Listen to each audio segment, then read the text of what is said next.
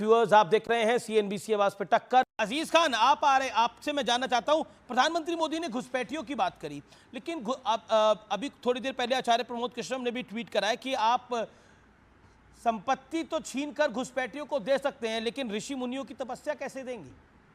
अभी कुछ देर पहले का ट्वीट है। देखिए अमीश भाई, मैं वही बात कह रहा हूं कि कुछ बचा नहीं है। अब इनके पास बताने के लिए कुछ नहीं बचा। हिंदू मुसलमान, अभी पाकिस्तान की भी एंट्री होने वाली है, जल्द एंट्री पाकिस्तान और जिन्ना का भी होगा।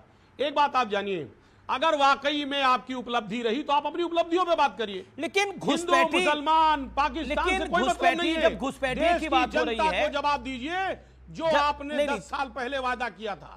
लेकिन यूसीसी को चिदम्बरम कह रहे हैं यूसीसी आएगा तो यूसीसी को हम रद्द करेंगे अगर हमारी सरकार आएगी तो। घुसपैठियों की बात हो रही है, कह रहे हैं देखिए इसकी बात हो रही है। सुधांशु त्रिवेदी, मैं ये कहना चाहूंगा अजीज खान साहब आपसे भी और आपके जो लाखों दर्शक देख रहे हैं, राहुल गांधी की जो तथाकथित न्याय यात्रा थी, इसको जरा आप देखिए, इसकी शुरुआत जहां हुई थी, सबसे ज्यादा भीड़ कहां दिखाई पड़ी? असम के उन इलाकों में, धुबरी, बरपेटा, करीमगंज के जिलों के आसपास का इलाका और बंगाल का मालदा का इलाका।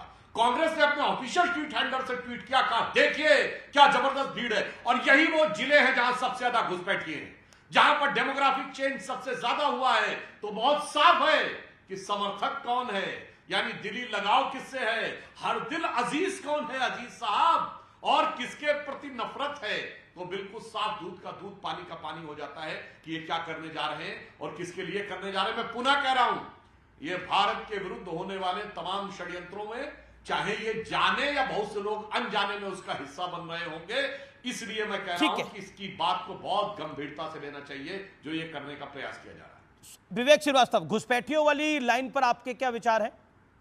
जी देखिए, मेरे हिसाब से घुसपैठिए नहीं होने चाहिए, किसी भी मुल्क में नहीं होने चाहिए। काम सेंट्रल फोर्सेस का है, जरूर करे, कोई घुसपैठियों के फेवर में नहीं है। हम तो इकोनॉमिक डिस्ट्रीब्यूशन ऑफ वेल्थ और इकोनॉमिक इक्वालिटी की बात कर रहे हैं। लेकिन प्राइम मिनिस्टर ने बोला कि ये प्रधानमंत्री ने जो बोला, मैं प्रधानमंत्री को कोट करूं, प्रधानमंत्री ने बोला ये संपत्ति लेके घुसपैठियों को देंगे। अभी आचार्य प्रमोद कृष्णम जो बीजेपी में गए भी नहीं है, उन्होंने ट्वीट करा कि घुसपैठियों से को संपत्ति तो दे दोगे, लेकिन ऋषि मुनियों की तपस्या कैसे दोगे? जी नहीं, ठीक है, हम तो ठीक है, ऋषि मुनि तपस्या करें ना, ऋषि मुनियों का राजनीति में क्या लेना देना, ये भी आचार्य प्रमोद कृष्णन बता दें। मेरे मित्र हैं, मैं बड़ा आदर करता हूं। और लेकिन दूसरी बात मैं ये कह रहा हूं, घुसपैठियों वाले स्टेटमेंट में मैं प्रधानमंत्री से एग्री नहीं करता, लेकिन मेरे प्राइम मिनिस्टर ने कहा है सबका साथ सबका विकास। तो मैं प्राइम मिनिस्टर को बताना चाहता हूं कि हम इकोनॉमिक सर्वे करवाएंगे और उसमें सबका विकास होगा। और घुमा फिरा के हिंदू वर्सेस मुसलमान मत करिए, ठेकेदारी प्रथा हटाइए, पक्की नौकरियां दीजिए, गरीबों के स्कूलों को प्राइवेट स्कूलों का बराबरी का बनाइए, सरकारी अस्पतालों को सही करिए। क्या एनडीए हिंदू मुसलमान कर रहा है? सत्यप्रकाश मिश्रा, मैं प्रधानमंत्री के साथ हूं। ओके, विवेक शांत होना पड़ेगा। एनडीए हिंदू मुसलमान बिल्कुल नहीं कर रहा है, प्रधानमंत्री कर रहे हैं, आरोप यही है। नहीं, बिल्कुल नहीं। जब नारा है सबका साथ सबका विकास, उनको दिखता नहीं तो क्या करे? लेफ्ट के बंधु को राइट चीज कुछ दिखती नहीं है तो वो इस तरह की बात करते हैं। आप क्यों नहीं स्वीकार करते विवेक जी, 25 करोड़ लोग जो निकाले गए गरीबी रेखा से, वो हर धर्म हर वर्ग के लोग थे। 10 करोड़ को जो मिला सिलेंडर, वो हर घर हर धर्म के लोग थे, हर जाति हर वर्ग के लोग थे। इस बात को स्वीकार कब करिएगा विवेक जी? जिस दिन करिएगा उस दिन प्रधानमंत्री की थोड़ी तारीफ हो जाएगी। दिक्कत आपकी क्या है कि आप इंडिया ब्लॉक के जितने लोग हैं ना, वो प्रधानमंत्री जी ने सही कहा है, सबको प्रधानमंत्री बनने का सपना सवार चढ़ा हुआ है। और राहुल गांधी आप ही लोगों से लड़ रहे। सीट तो दिया नहीं केरल में आपने, और बिचारों को छोड़ दिया अकेले, एनी राजा के खिलाफ वहां खड़ा भी कर दिया प्रत्याशी। तो आपकी लड़ाई इस देश को दिशा नहीं दे सकती। आर्थिक सर्वे तो छोड़ दीजिए, आप एक काम करिए कि कांग्रेस पार्टी ने जो नेशनल हेराल्ड में अपनी संपत्ति इधर से उधर कर ली, उसका सर्वे करा लीजिए और देश को बांट दीजिए उतनी सी संपत्ति। इतना तो करा लीजिए, किसानों की जमीन हड़पने की साजिश को अंजाम होने ये देश नहीं देगा। आपकी नजर जमीनों पर है, आपकी नजर गाढ़ी कमाई पर है। एनडीए ये नहीं होने देगा। आपने जो मैनिफेस्टो में लिखा है अल्पसंख्यकवाद वर्सेस बहुसंख्यकवाद, आपने ये लिखा है, तो आपकी तानाशाही नहीं चलने बीजेपी के रूप कोई में एक सैम पित्रोदा खड़ा होगा, हम उसको रोकेंगे। किसी और मुल्क में कह देगा कि कैपिटलिस्ट मॉडल को तोड़ा जाएगा, इनहेरिटेंस टैक्स देना पड़ेगा। अरे विवेक जी, थोड़ा विवेक भी रखिए। आपसे ये उम्मीद नहीं करता हूं मैं।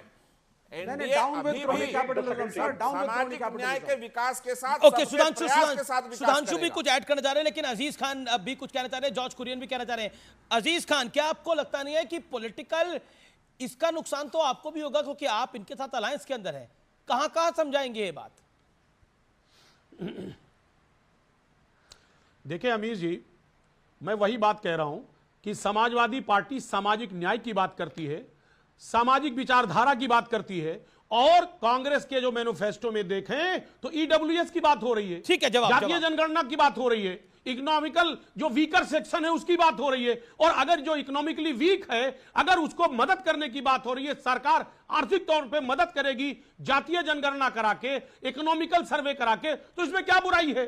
इस देश में जो दलित, गरीब, शोषित, वंचित समाज है, अगर उसको मदद करने की बात कही जा रही है आपने बोला ये संपत्तियों का सर्वे होगा। करना चाहिए। ये संपत्तियों के सर्वे में क्या वक्फ बोर्ड भी आएगा? अजीज खान साहब क्लैरिफाई कर दीजिए, हो सकता है आए, क्योंकि रेलवे और आर्मी के बाद सबसे ज्यादा जमीन तो वक्फ बोर्ड के पास ही है।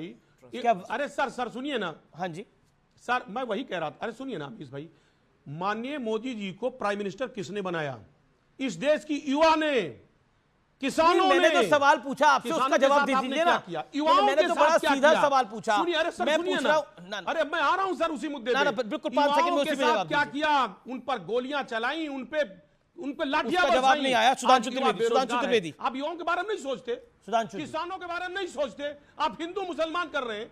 आप युवाओं के बारे में सोचिए, सुधांशु त्रिवेदी, बेरोजगारी और महंगाई के बारे में सोचिए, उस पर चर्चा होनी। ओके डॉक्टर अजीज खान, डॉक्टर त्रिवेदी।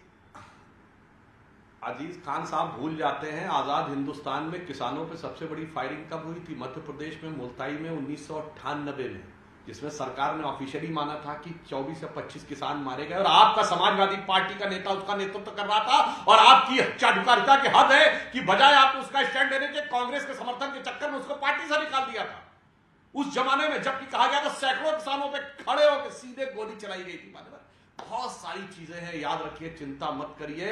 आप लोग जो करने का प्रयास कर रहे हैं, देश का प्रबुद्ध वर्ग भली भांति इस बात को समझता है कि आप जो कर रहे हैं, मैं ईमानदारी से कहना चाहता हूं, सबको वेल्थ कहां से मिलती है मैं बताना चाहता हूं। 11 करोड़ शौचालय हुए। ये ठीक है सुधांशु, समय यहां समाप्त हो गया है। आप सबने इस कार्यक्रम को देखा, आपका इसके लिए बहुत बहुत शुक्रिया। तो फिलहाल टक्कर के आज के एडिशन में इतना ही। आप सबका बहुत बहुत धन्यवाद। टक्कर में आपने इस कार्यक्रम को देखा, आपका भी बहुत बहुत शुक्रिया सत्यप्रकाश मिश्रा जी। लेकिन इस चर्चा को हम आगे बढ़ाएंगे, क्योंकि चुनाव बहुत जरूरी है और आपका वोट उससे भी ज्यादा जरूरी है। इसलिए अपना वोटर ID कार्ड तैयार रखिए, क्योंकि अगर आपने वोट नहीं डाला तो सोचिए 5 साल के लिए सब कुछ मिस कर दिया।